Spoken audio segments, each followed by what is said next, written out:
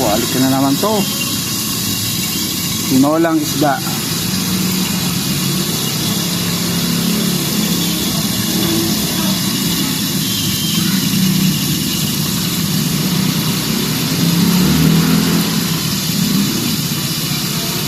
Ano?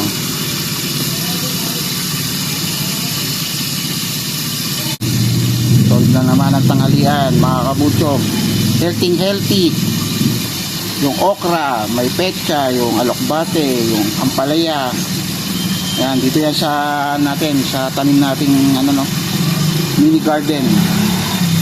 Ayan, solve na naman to. Solve na naman ang tanghalian. Ayan, kain mga kabutsog.